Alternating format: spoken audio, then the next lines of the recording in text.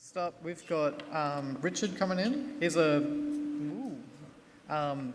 So I think we've been really privileged here to have both Bruce and Richard coming in here to present. I think two really big names in the ICS space. Richard's got 30 years in this industry, so how many times has the systems been patched between now and then that run all of this physical hardware? 20 times. Awesome. So Richard's going to talk about bad network design in OT and ICS and how it can come back to harm people and businesses. So can I get a massive round of applause for Richard?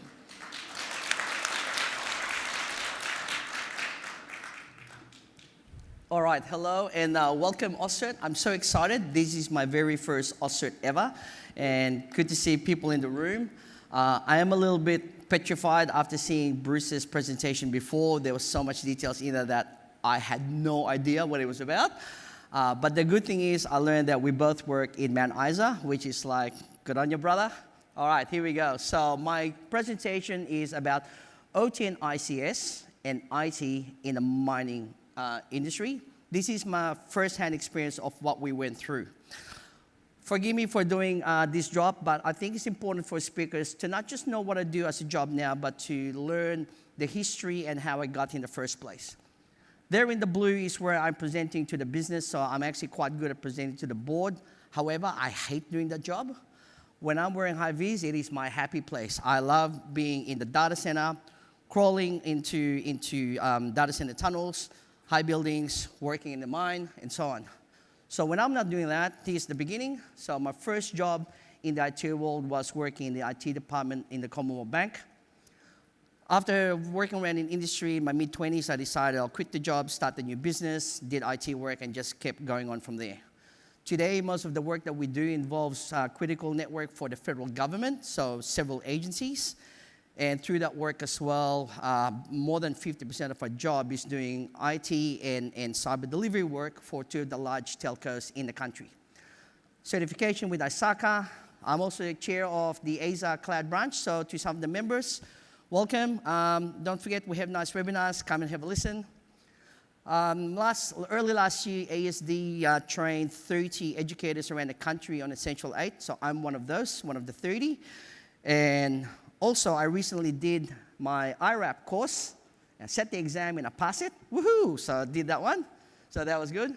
But the reason why I'm standing here is for 10 years in my career, I ended up doing work as an IT director in a gold mine, and diamond, and uranium, which I left out. It was predominantly here in Queensland, Mount Isa, all the way up to the Northern Territory, Canada, and Laos. So that's me. A couple of disclaimers. One is I only know what I know. So I'm sharing with you what I know, and hopefully some of you will take that away and learn from it as well. But I didn't do all of it because there was 10 of us and another 10 contractors, and as most of you know, maybe another 10 or 20 suppliers as well. So in other words, I did not do all the work. I did, however, was across all of the work. So I knew every critical decision that was made because I was part of that. So here's where I work. So for the Queenslanders, welcome Queenslanders. So we start from the bottom right in Mount Isa. So we went looking for uranium. Unfortunately, we didn't find any. We spent heaps of money on it. We did find phosphate, which is great. Apparently, where you find uranium, you find phosphate. Who knew? But over the time, over at MacArthur River, that's where we found diamond and gold. So that was great. So we went in there. We actually bought a defunct, I think, Rio Tinto place. So here's an overhead shot. Here's an open pit mine. Here, and we zoom in a bit. We actually had our own private airfield as well. And so open pit mine at the top, airfield, and we call it the camp at the bottom, but it doubles as a camp, but it was also our processing plant as well. So if we zoom in clearly, you can see the open pit mine there. And I'll just go back. So bottom right, you can see it along the airfield on the bottom left. This is the tech that we're confronted with. So a reminder that I came from the world of IT, and then we were tasked to take care of everything that had power running through the plant. The only exception is we draw the line between the machines that the machine operators would use. So drillers, we work with them, and also the engineers. So we start from the left. We had to deal with sewage treatment. And that's really important. And I mentioned that first and foremost, because in an operating mine, life is definitely paramount. So in aura training, in the cyber training, in ISACA, they always say, life comes first, business comes second. So a sewage treatment plant, if that fails, you will have dysentery risk to the business. And if we here in Gold Coast, Melbourne, Sydney, or any capital city, if you get some sort of dysentery, that's not a major problem. You ring OOO, ambulance comes, or drive yourself. But with 100+ men and women personnel in a camp, we only had a certain number of vehicles. Even if you rang the Royal Flying Doctors, it's one plane. Each plane can handle four people. So we had to make sure that we had to look after the sewage treatment plant. And I take your attention to the bottom right, water filtration. It costs a lot of money to bring drinking water. So in a mining operation, we look for natural spring waters. In this case, we saw aquifers as well. So we had to look after that because we had to make sure they were clean. Again, if you had a waterborne illness in a camp, people could die. And that was the mission that the business sent to us. They said, Richard and your team, look after the men and women, make sure that they come home. And then in among that, we had air traffic control. So in a small mine like ours, because we only made $2 billion, so we're pretty small, everyone puts in the job. So as IT, I'm not allowed to operate heavy machinery. Apparently, they don't trust short guys who can't handle machinery. But they were happy for me to do air traffic control. So we controlled the aircraft that would land. But as tech people, we would then also look after the OT systems that we did. So the lights, the two-way radios, and all the other bits and pieces to make sure that CASA, when CASA pops in, that CASA will approve your airfield. Here's a fun fact. If your airfield is not approved and the plane is landing, the aeronautics will go, alert, pull up, landing, pull up, because it thinks you're crashing. It doesn't realize that you're actually landing. You can see that we have a security armory because we did gold and diamond, so we had shooters with us, or security guards, we call them shooters. So because of that, we had specialist equipment that also did a lot of heavy monitoring and surveillance for the business, and I'll cover that a bit more. Then I'll just call it OT network because it's an extension of the OT network from our plant into the camp. And the other one, the kicker in here is we had a fuel dump. I have no idea why a 20,000 liter fuel tank was right next to where we sleep, because the blast radius of your fuel tank is about apparently 500 meters where you'll fill it, but 100 meters is where people run into trouble. So you can imagine we had to put some sensors, monitoring, and all these built-in redundancies to look after that. So I'm a guy that comes from OT, so IT world. Give me a computer, desktop, laptop, firewall, routers, switches. That was my life. And then all of a sudden, I got to deal with this stuff, right? I had to stop myself from calling it rubbish, but I had to deal with this stuff. So here's another one that we have a look. So this is one of our mines, our open pit mine, and you'll notice that the water table is showing there. It's actually quite weird. I never knew that. I thought you'd dig it in, it'll be dry. So who knew? Water table, amazing. And this is the cool one that we did. So on the right-hand side of your screen, on the right is, so we ordered this from Denmark. They manufactured the barge. We brought it to Darwin, reassemble it. We had to go there with the marine engineer because it had to be seaworthy. And then we packed it up in a truck. Then we put it in an open pit mine. Now, what you don't see is that the rim of the mine was a directional wireless. So directional wireless goes all the way back to the village, connects to the NBN satellite, then remote controlled from Melbourne. Really cool tech. So what we then realized is, hang on a sec, if the machine, I won't mention Windows 98, if the Windows 98 machine that was being used to remote control that was ransomware, we will lose control of that barge. And the danger is there were personnel on the barge. Sure, they can jump off the water, But for those Queenslanders who are here, what's the chance there's crocodiles in the water, right? Apparently the little crocodiles, they crawl at night. And then when there's an open pit mine, they go swimming. Who knew? So there you go. So danger as well. So now we're seeing this matrix of multiple layers of dangers for us. So the biggest challenge for myself is how can I make sense of all this, what looks like chaos? So first thing we do is we audit what we got. So I'll go to that. So like I said, sewage monitoring, water filtration, where we would emit UV rays on the water. So what we would do with the water is we had to make sure that not only did the UV rays was applied, then we had to test it with filters.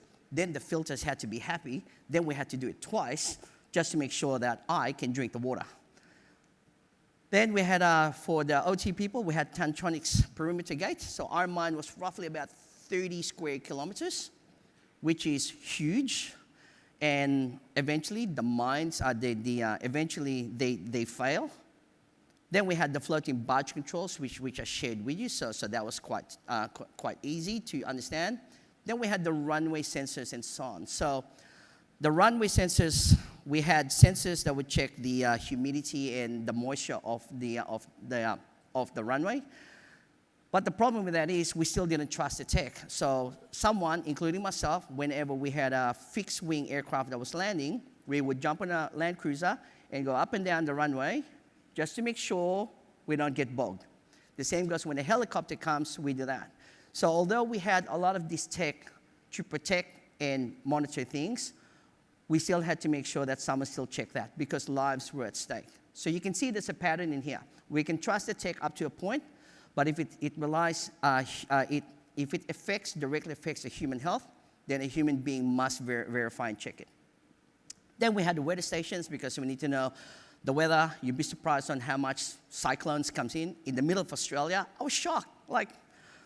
Then the fuel dump. So we know the fuel dump, really bad things. Then we had the CCTV surveillance because, again, we had a heavy emphasis on physical security. Now, this one's really cool. We had a perimeter detection system. So we have what's called a LiDAR. So it's this device, and it goes like this. It sends through a radar after about 150 to 200 meters. And on the other side, you had another LiDAR, and then together, these things will overlap. So the idea is when our perimeter fence gets broken and a human being cuts through, then it should trigger that, which sounds great, but we had wild donkeys and wild cows. Amazingly, I thought I would see kangaroos when I entered the mining industry. Hardly saw any. Donkeys and cows, heaps of them. Radiation monitors, I will show you how the radiation monitor actually comes in. So, and then we had the sorting equipment. So, can I get a show of hands? Who here has actually worked directly for a mining company? Excellent. And how many of you have actually worked in a mining site? Great. I'm with my people. Welcome. Okay. You would all know how important wireless is for the crew. We had difficulty hiring and recruiting people, and because we're a judge on a wireless, so one of the mission that the business said, you need to give us really good, solid wireless. And we did, so that the men and women can use wireless for them, and it was part of our remit. So here's what I was confronted with, a flat network. Now you will see there's 4 types. So we have the corporate network, then we have the IoT, so you'll notice the CCTV surveillance and the aircraft and the runway is there. And then the OT was the operations. And then we came up with our own tech. We call this survival technology because this is the one that kept people alive and kept them safe. Now, as much as there's 4 of those, you'll find that they all go into one spot, which is bad. Ergo, it's flat. So what do? Well, we do the cheap ones. So I know you'll be shocked that the management will say, what's the cheapest fix? So we did. And this is what I came up with. And again, every time I say I mean I, with the other 10 people, plus 10, plus whoever. So I'll just go back. So you can see internet, satellite, then firewall coming down, then a bastion device or server in the middle. So now internet, satellite, and then the site firewall, which is for the whole site. And you'll notice we put the corporate network at the front. We did because it was actually the least important network in a mining operation. And then we put the jump box. Forgive me in the illustration, there's actually multiple jump box, but we put a jump box. And then from there, then we separated the remaining 3 networks. So your IoT, your OT operations, and your survival. See, we even called it a survival firewall, which means that is the one that we would look after first and foremost. In other words, if a network on the OT breach, we still had to look after the sewage and the water filtration. So someone would say, another one I'll mention. So you'll notice I said segmented network, no VLANs. That's something that they taught me time and time again in the IT world. When you have a network that is of a different security classification, we do not use VLANs to separate the two. We had to use an actual firewall. Then when I did my IRAP training, I saw a control. I was like, oh, you can't use VLANs to separate them. Who knew? So for the last 6 years or so, I was wondering, is that why we've been doing it? So it does pay to know a bit more about GRC as well when you're doing tech work. So let's talk about the flat network. Now, in today's day and age, you would think, surely there is no flat network. This is a job that we did for the Department of Foreign Affairs and Trade. We went through, did a mission in Asia, and this is the thought that came in my mind. That hydro plant that you're looking at is one of the many that they have. Asian generator, 100,000 employees, 94 sites. So I asked the question, can the receptionist computer send a command from the south all the way to the north to a turbine? And his response, of course you can. Why not? And I'll just look at him so you can imagine the blood from my brain just rushed through and I started hyperventilating. But it's the usual thing that we find in mining and other networks. Small networks do not get designed as flat. What happens is if I build a network is flat, and then over time, you keep bolting things on, I just keep bolting things on. Because we never thought about it, next thing you know, 100,000 plus employees later, we have that. So we were asked, and again, this is a DFAT mission, so we were just there to educate. So the VP said, Richard, you keep talking that flat network is bad, but I cannot fix my flat network anymore. And I said, yeah, you can. And he challenged us and said, how would you know? Have you done it? My response was, yes, we've done it for for an Australian logistic firm, but it was 35 countries and it was 40,000 people only compared to yours. But to play with the ego, and this is where communication skill comes in, I said, yeah, but Grant, you're the boss. It's one country. So if I need a decision made, you can give me an answer. And he said, yes.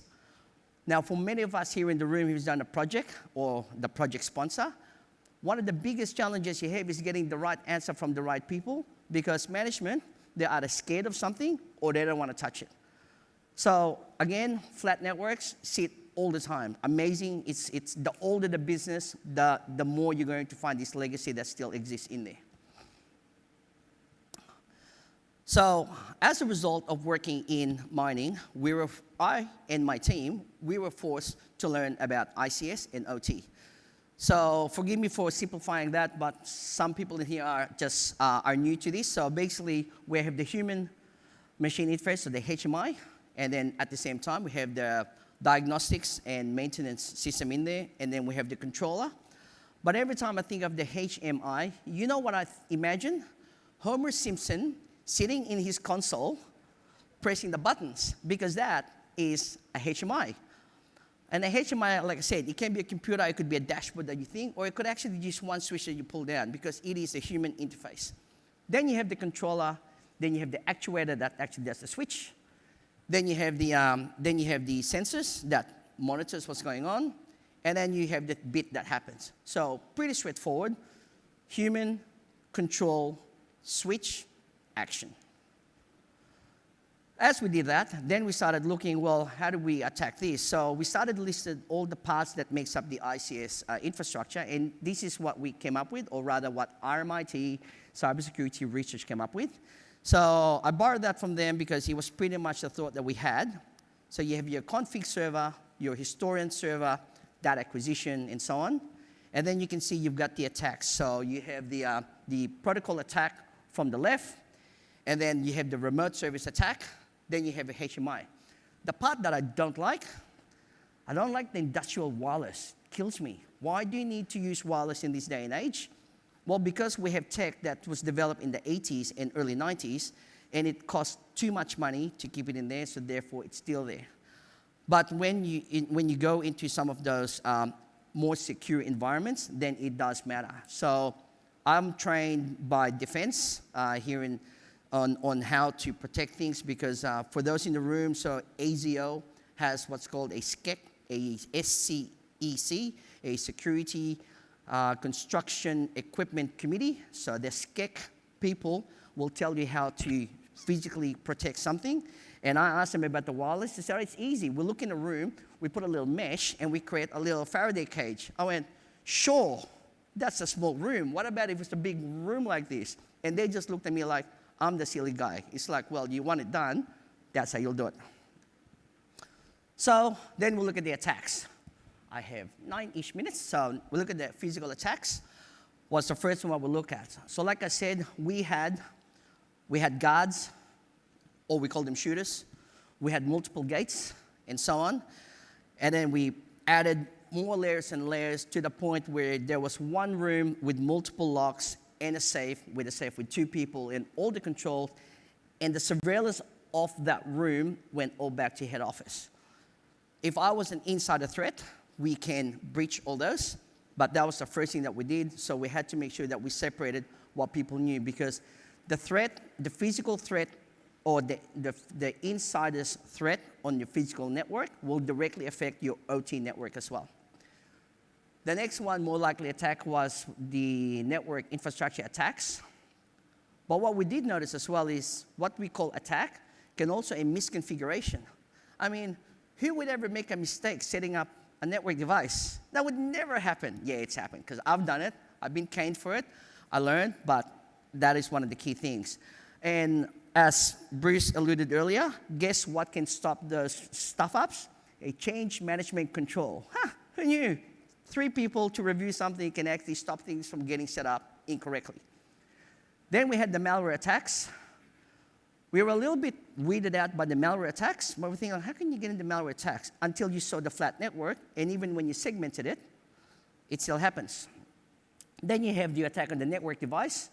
So for the OT people in the room, I'm referring to your Schneider parts, your Honeywell, your Suntronics Rockwell controllers, the ones that some Asian state was kind of checking in the last 2 months, not pre-positioning, but apparently they was just poking around the doors, that one. And then you have your remote access attacks. So 2020, COVID, Australia, we all went home, right?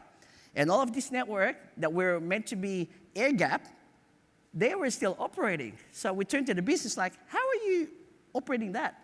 And the machine operator said, we always have.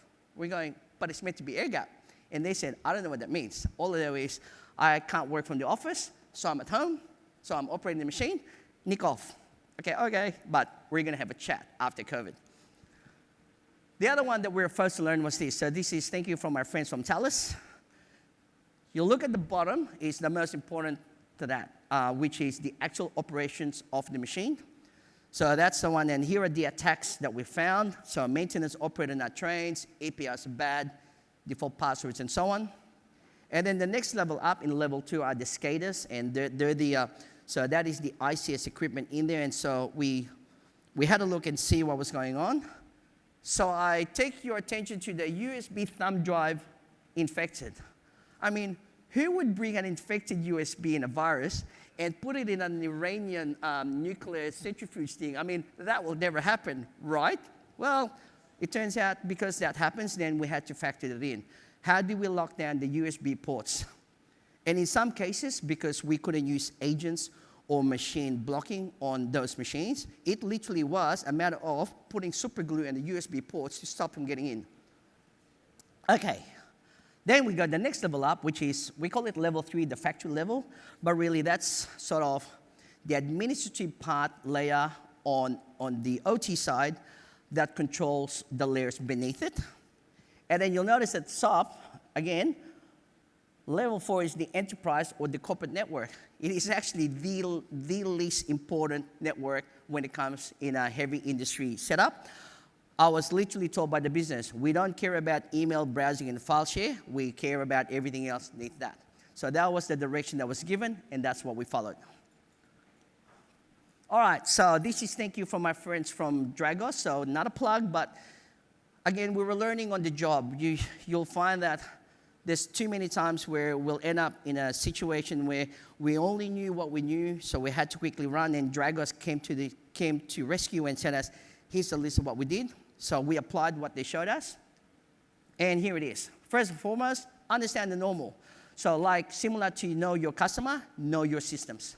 Second one, asset verification, regular scan. The problem in the mining operation is you can't scan during operations, so we had to wait until wet season, and then we could scan because there was no personnel. Analyze your asset relationship. Again, as good as we thought our architecture was, pen tester comes in and like, oh my God, he found something else. Like pen testers, I don't know how they do it. They just got this brain and just find nooks and crannies and will always get caught. Threat detection, probes, and I put a point there, listen passively. Because there are some OT devices or some PLCs, if you send them, I can't remember the number, maybe four times 100 kilobyte data going to one of those things, you will factory reset the PLC or you'll actually brick it. So you need to know what you've got so you know what kind of scans you will do. And passive scanning is better. The other one is tracking the rogue assets. I'll explain to you. So pretty straightforward. Is that an asset that I know about? No, rogue. That's it. But let me show you what happens. Incident response. So IRP, so the incident response that we do in IT is pretty much useless for incident response in an OT because I know we've done it. We had a few incidents and yeah, we stuffed up. So we had to come up with an incident response for that. So I'm just rushing through this. I've got 3 minutes. Okay, so rogue asset. This is a TOMRA. The TOMRA is what some of you would probably be familiar with, where you put your cans and recycle your bottles. The other one is also one of those, but it doubles as a vending machine for your car park. In the mining industry, this is our TOMRA. This is a model XR 2.0. We call it our baby. So this will take the material. So in a mining operation, trucks, puts it in a ROM pad, goes to a crushing machine, goes through filters, crush. At the end, you end up with a conveyor belt. And the materials there, and the radiation is emitting.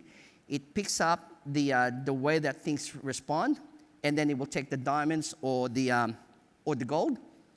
And then so we would put that in an enclosure to make sure it's right.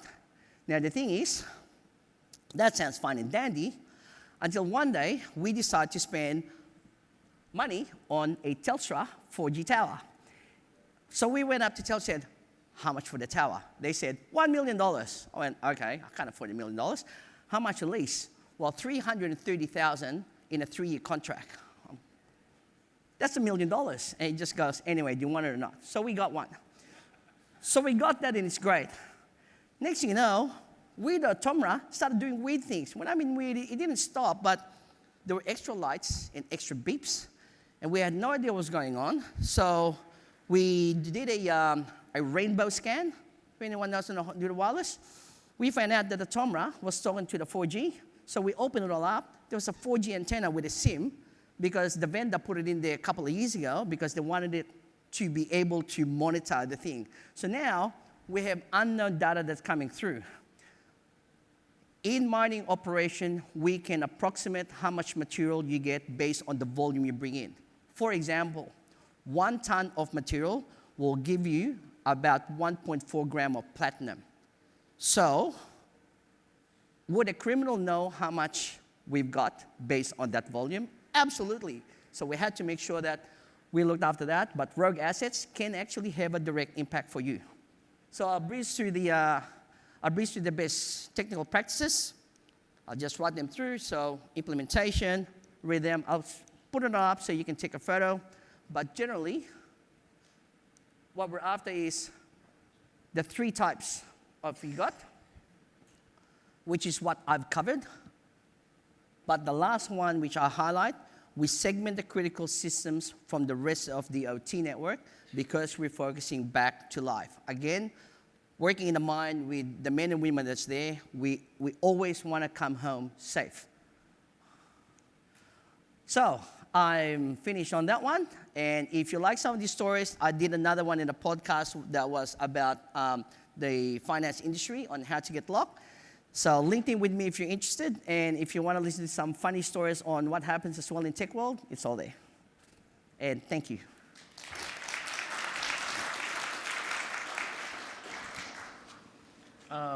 Congratulations, Richard. That was really awesome. Thank you. We have a few questions that have come through. Oh, no, I always get scared when a few questions. All right, come at me. Let's go. As someone as well that doesn't really come from the OT space, this is something that I don't really know. You were talking a lot about VLANs. Yep. And it seems like we're a little bit of not quite that much love for VLANs. So we have 2 different questions of why aren't VLANs sufficient for this segregation, and can you still use VLANs and still be in compliance with IRAP? Right, okay. So I'll answer. The first one is, so why are VLANs bad? Because if you go down to the weeds, technically, when you set up a VLAN, you have an ingress and egress rule in the VLANs that will allow you to route from one VLAN to the other. Even though you block it, as someone who's been in the field for many years, sometimes the switches will all of a sudden factory reset themselves. And you'll be going, well, how does that work? It just does. And next thing you know, you have 2 collision domains that is physically connected to the same switch. The other one is, we're always told when we're working in the bank, and we're told by IBM, that you should not use VLAN as a security way. But I stress the word security classification. So if you have a printer network in an IT environment, and you have a server network in the IT environment, although they're technically less risk and high risk, the thing is, from a true GRC point of view, they are the same category. So in the IRAP training that we saw in the control, if you had a secret network data, you cannot use a VLAN to go up to a top secret data. And that's just the rules. So in the middle, we would have what's called a CDS, can't remember the C, but it was a domain system or a controlled domain system. It's basically a firewall. Cross-domain system. We had a CDS, and we said, no, your secret, before you go into top secret, you shouldn't do that. So yes, we do not use VLANs. The other one is, the reason why VLAN is used in IT is because chief management doesn't want to pay for switches. So my job is to really, really stress the importance so I can get physical switches and I don't have to do VLANs. Awesome. Yeah, very well answered. I got 2 more, which I'm just going to bundle a little bit. Sure. So can the OT network devices still connect out to the internet for software updates?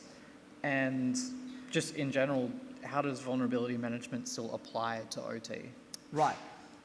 So can the devices connect to the internet? The technical question is yes. The good advice is it should not.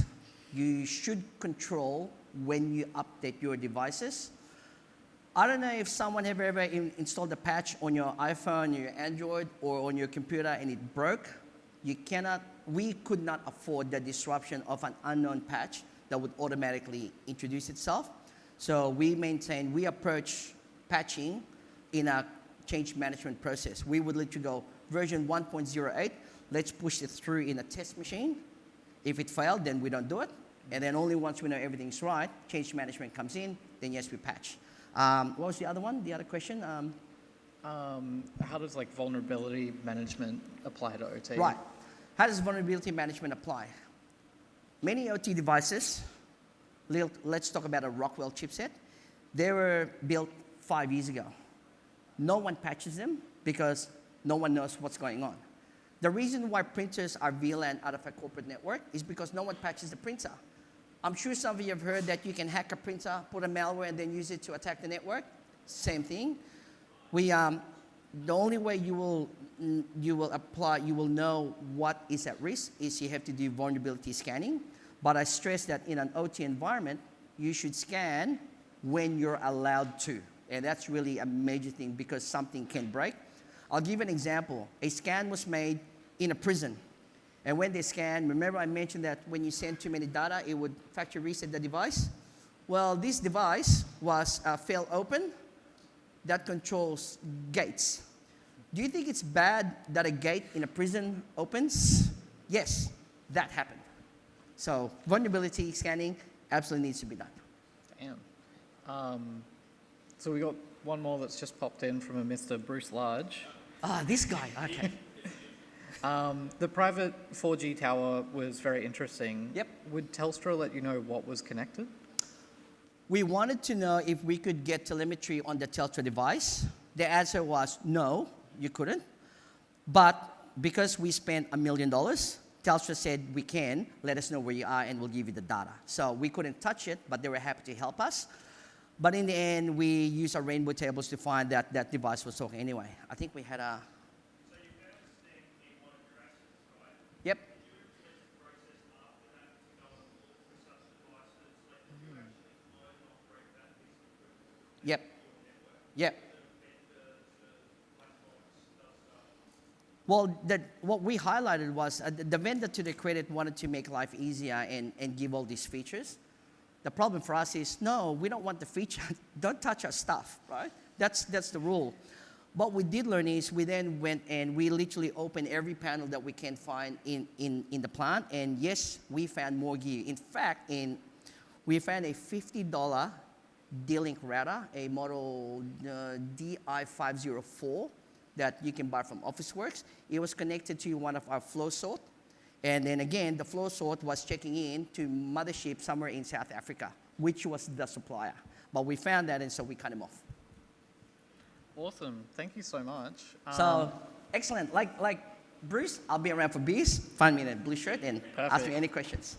And yeah, thank you for the nightmare fuel of floating in a barge at midnight surrounded by crocodiles. Excellent. Right. Thanks, Yeah, guys. Thank you another for round having of me. applause.